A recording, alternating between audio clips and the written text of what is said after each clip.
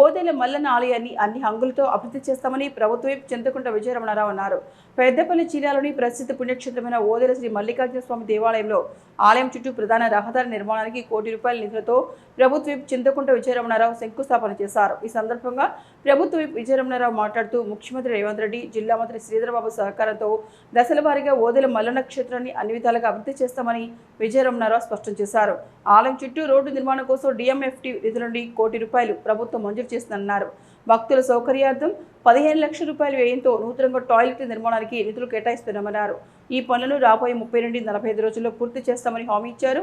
ఇప్పటికే దేవాలయం వద్ద డబుల్ రోడ్, సెంట్రల్ లైటింగ్ పనులు పూర్తి అయ్యాయి. నూతన సాంకేతికతతో నిర్మిస్తున్న రోడ్డు కనీసం 40 ఏళ్ల పాటు చెక్కు చెదరకుండా ఉంటుందని తెలిపారు. గతంలో ఎన్నడూ లేని విధంగా ఒగ్గు పూజారులకు టికెట్ రేట్లు పెంచి వారికి తగిన గుర్తింపు ఇచ్చామని గుర్తు చేశారు.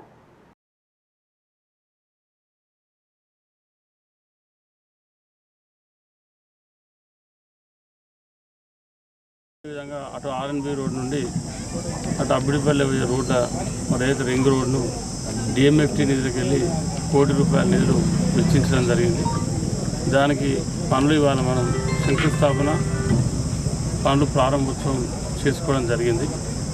అదేవిధంగా మా టాయిలెట్స్లో మర్చిపోయేటువంటి భక్తులకు ఇబ్బంది అవుతూ ఉందని చెప్పి మరి ఇక్కడ చైర్మన్ మొండే గారు కానీ పాలకవర్గ సభ్యులు కానీ మరి చెప్పడంతో ₹15 లక్షల టాయిలెట్స్ కూడా నిధులు కేటాయించడం జరిగింది.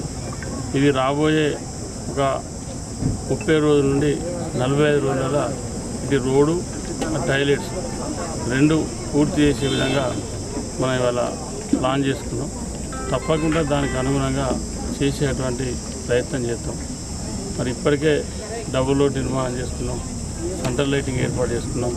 మరి ఈ రోడ్డు కూడా మంచి టెక్నాలజీతో మళ్ళీ ఒక 40 సంవత్సరాల వరకు కూడా చెక్కు చేరకుండా మర్చిపోయేటువంటి మల్లికార్జున స్వామి ఆ శివయ్య భక్తులకు ఇబ్బంది జరగకుండా రోడ్డు నిర్మాణం కానీ టాయిలెట్స్ కానీ ఆ తర్వాత కూడా ఇతరత్ర నిధులు వెచ్చించి